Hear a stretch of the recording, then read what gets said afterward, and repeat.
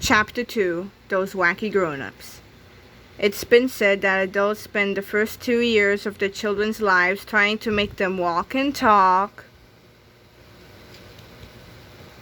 and the next 16 years trying to get them to sit down and shut up.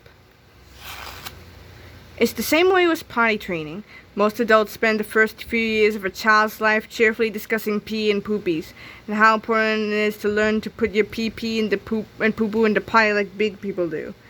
But once children have mastered the art of toilet training, they are immediately forbidden to ever talk about poop, pee, toilets, and other bathroom-related subjects again. Such things are suddenly considered rude and vulgar, and are no longer rewarded with praise and cookies and juice boxes. One day you're a superstar because you pooped in the toilet like a big boy, and the next day you're sitting in the principal's office because you said the word poopy in American history class, which, if you ask me, is the perfect place to say that word.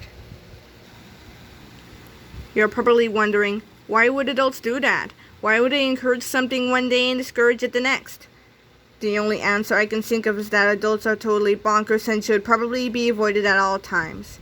Perhaps you'll be lucky and find a small handful of grown-ups whom you can trust, but I'm sure we can all agree that you really have to keep an eye on most adults, most of the time.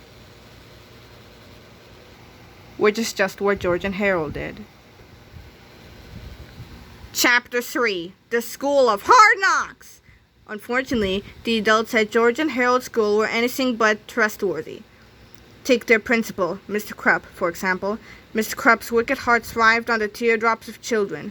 His very soul danced at the thought of crushing a child's spirit and dashing his or her hopes and dreams against the jagged rocks of never-ending despair.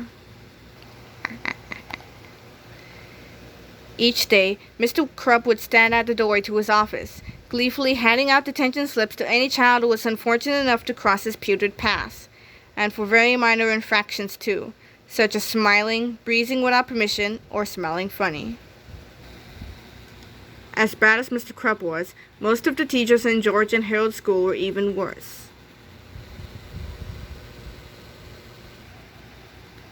Fortunately for George and Harold, their evil educators were not very intelligent. They could be outsmarted easily, and they often were.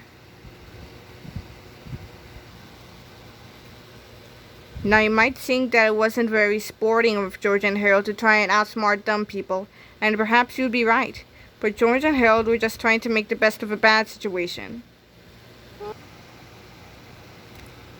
But unfortunately for George and Harold, their bad situation was about to get much, much worse. Chapter 4, Purple Pottyville. After several intense minutes of orange flashing lights, X-ray beams, and lightning-infused electric whirlwinds, the Purple Potty finally stopped shaking and sputtering and came to a sudden halt. Thick yellow smoke poured from its glowing hot tailpipes as grinding gears and coughing motor shifted into power-down mode. George and Harold had no idea what to expect. They were supposed to be perched high up in a prehistoric tree, 65 million years ago, in the Cretaceous period of the Mesozoic era. But as they stepped out of the plastic door of the Purple Potty, the boys were disheartened to find themselves in the middle of the school library, right where they had started. "What are we doing here?" asked Harold. "I don't know," said George. "Something must have gone wrong." Harold carefully tucked crackers back into his book bag, and the two boys looked around the brightly lit library. "Well, hello, boys," said the school librarian. "This is Banned Books Week. Would you like to expand your minds today?" No thanks," said George. "Hey," said Harold, "didn't you get fired in our last book?" I don't think so," said the librarian. Said George. "I'm not feeling very good about this." "Not feeling good?"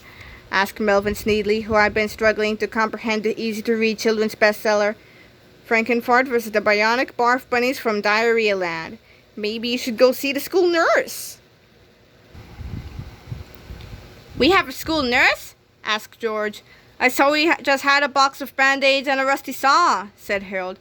"Of course we have a school nurse," said Melvin. "His office is right next to our 5-store gourmet cafeteria." George and Harold looked confused. Thanks," said George. but we'll be okay.